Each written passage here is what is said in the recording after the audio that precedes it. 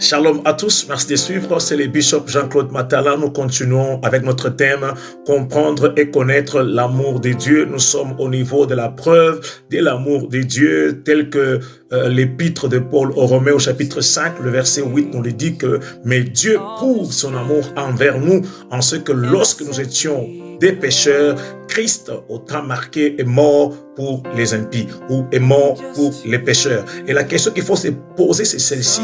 Pourquoi est-ce que Dieu devait prouver son amour envers l'humanité, envers l'homme? Eh bien, si vous nous avez bien suivis dans ce thème depuis le début, vous allez comprendre que nous avons commencé par montrer comment le diable, passant par les serpents, a dû injecter le doute dans le cœur de la femme au sujet de ce que Dieu leur avait dit. C'était que donc ce qui était ciblé à ce niveau-là, ce n'était pas autre chose que l'amour de Dieu, parce que ce que l'homme est en train de vivre dans les jardins d'Éden, tout ce que Dieu avait fait pour l'homme et tout ce que Dieu a donné à l'homme dans les jardins était l'expression de l'amour de Dieu, l'intimité qu'il avait avec l'homme, la relation que Dieu avait avec l'homme, tous ces privilèges et délices dans lesquels l'homme vivait étaient l'expression de l'amour de Dieu. Mais maintenant, le diable étant jaloux de cela, il est venu pour injecter le doute dans le cœur de la femme et le cœur de l'homme. Ainsi, ils ont péché en mangeant le fruit qui était interdit par Dieu, parce que le diable leur dit que non, Dieu sait que le jour que vous mangerez,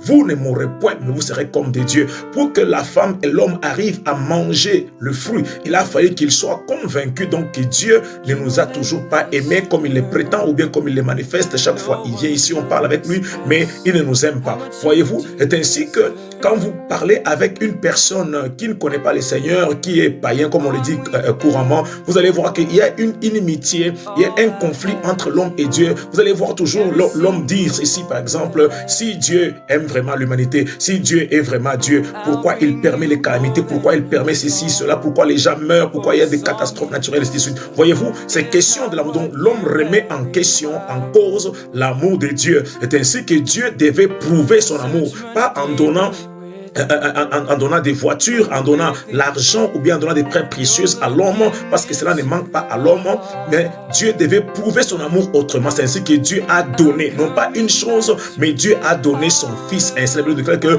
Dieu prouve son amour envers nous. Et lorsque tu comprends la preuve de l'amour de Dieu, que ce n'est pas par rapport aux choses que je puis avoir ou ne pas avoir, que la preuve de l'amour de Dieu pour moi, c'est son Fils qui a déjà été donné. Donc tu vas commencer maintenant à vivre dans une attitude de reconnaissance, de gratitude et d'adoration, parce que tu sais que quel que soit ce que je manque, quel que soit ce que j'ai ou que je n'ai pas, une chose est vraie, c'est que Dieu m'a aimé et il m'aimera toujours. Ne doute jamais de l'amour de Dieu.